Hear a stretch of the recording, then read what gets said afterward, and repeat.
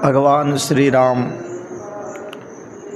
जटायु का उद्धार करके, कबंध का उद्धार करके उसे समझाकर माता सबरी के आश्रम में आते हैं। सबरी भगवान को देखकर अत्यंत आह्लादित प्रसन्न होती है। प्रसन्न होकर वो भगवान के चरणारविंदों से लिपट जाती है। लिपटने के बाद भगवान के चरणों को पखारती है और उसके बाद कंदमूल फल भगवान को अर्पित करती है, समर्पित करती है और कहने लगती है कि हे पापनाशन, मैं तो मतिमंद हूँ, मैं आपकी स्तुति किस प्रकार से करूँ। इस पर भगवान ने कहा कि कह रघुपति सुनु भामिनी बाता, मानऊ एक भगति कर नाता। भगवान श्री रघुनाथ कहते हैं, हे भामिनी, मैं केवल भक्ति का नाता मानता। रामचरितमानस में भामिनी शब्द का प्रयोग व्यक्तिगत रूप से, सामाजिक रूप से तो स्त्रियों के लिए हुआ ही है, पर व्यक्तिगत रूप से 3 स्त्रियों के लिए गोस्वामी तुलसीदास ने भामिनी शब्द का प्रयोग अर्धाली में लिखा है। यहाँ पर सबरी को भगवान श्री राम ने भामिनी कहा।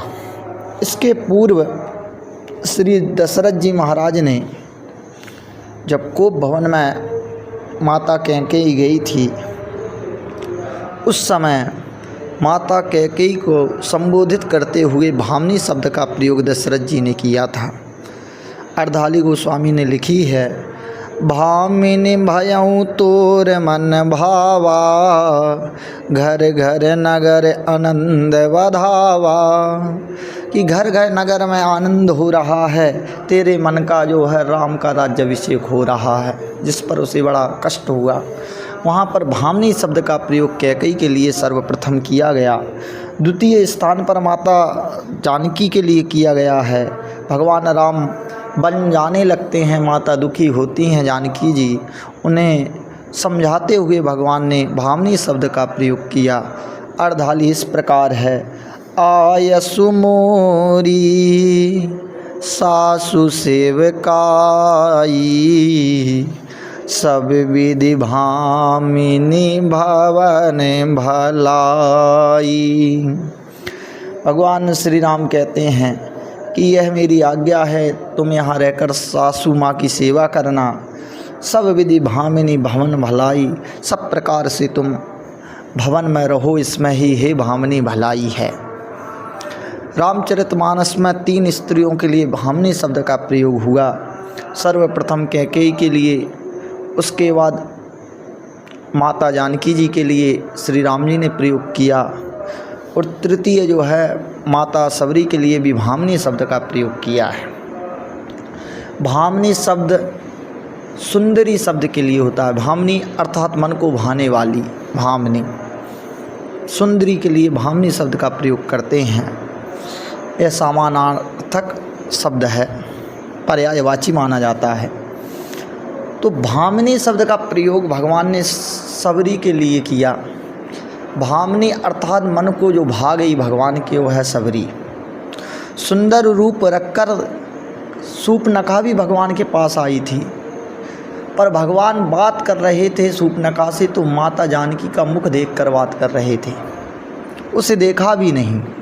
वह चाह रही थी कि भगवान मेरी सुंदरता पर रीझें, प्रसन्न हो, पर ऐसा कुछ नहीं हुआ और सरल माता सबरी पर भगवान प्रसन्न हुए, उन्हें भामिनी कहा। भगवान श्री रामचंद्र जी का सबरी के प्रति अगाध प्रेम रहा। जब भगवान अयोध्या में पुनः आ गए लौटकर 14 वर्ष वनवास के उपरांत, तो जब भगवान भोजन करते थे, एक बार तो ऐसा हुआ कि सुमित्रा जी भोजन बनाती थीं, उस दिन सुमित्रा जी, कैकेयी, कौशल्या सभी ने भोजन के लिए तैयारी की कि हम सभी भोजन बनाएं। तीनों ने उसमें नमक डाल दिया सब्जी में। भगवान भोजन करते थे तो बोलते नहीं थे। जैसे भोजन करते समय बोलने का शास्त्रों में निषेध है, नहीं बोलना चाहिए। भगवान भोजन करते थे तो उनकी आंखों से झरझर आंसू गिरने लगे। माताएं अत्यंत दुखित हुईं। भगवान बोल नहीं रहे थे, बस भोजन कर रहे थे। उसके बाद उन्होंने कुछ नहीं कहा, हाथ धुले चल दिए, कोई नहीं बोला। फिर भरत जी आए, उन्होंने भी भोजन किया। फिर माताएं जब भोजन करने लगीं तब उन्होंने देखा कि हमारे बालक कितने संस्कृति और सभ्यतादार हैं कि उन्होंने कुछ भी नहीं कहा और ऐसा खारा भोजन भी ग्रहण किया। ये भगवान की सौम्यता और सरलता, सहजता की पराकाष्ठा ही है। भगवान ने कई बार भोजन किया। भोजन के समय उन्हें सबरी माता की बहुत याद आती थी कि सबरी का जो प्रेम था, जो प्रेम की जो मिठास थी सबरी के जूठे बेरों में, वो भगवान को बार बार याद दिलाते थे। भगवान ने कहा भी माता कौशल्या से कि हे माता, बहुत सुंदर भोजन है मगर फिर भी ये सबरी के माता के समान नहीं है। भगवान ससुराल भी गए, वहाँ भी उन्होंने भोजन किया, किंतु उन्होंने जो सदा गायन किया कि किसका भोजन बड़ा प्रिय रहा भगवान को, तो भगवान श्री राघवेंद्र सरकार ने बारंबार अपने मुख से कहा। संतों ने ऐसी वर्णन किया है कि सबरी माता के ही भोजन की उन्होंने बहुत प्रशंसा की। तो हम भगवान को यदि प्रसन्न करना चाहते हैं तो उसका तात्पर्य है कि हम सबरी के भावों का अनुसरण करें।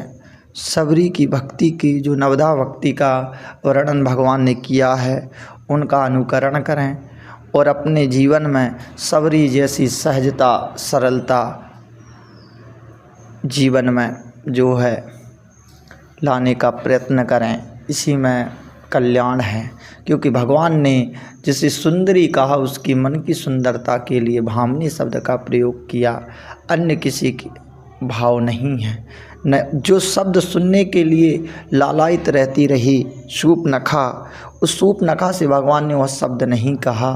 और जो सहज स्वभाव में रहने वाली, अपने गुरु जी के वचनों का पालन करने वाली और अपने गुरु जी के वचनों में आस्था रखने वाली, भगवान श्री रामचंद्र जी की अनन्य उपासिका सबरी को वह शब्द भगवान ने कहा और वह भाग्य उसे प्राप्त हुआ कि उसने अपने हस्त कमल से भगवान के चरणारविंदों को जो है पखारा और अपने जीवन को धन्य बनाया।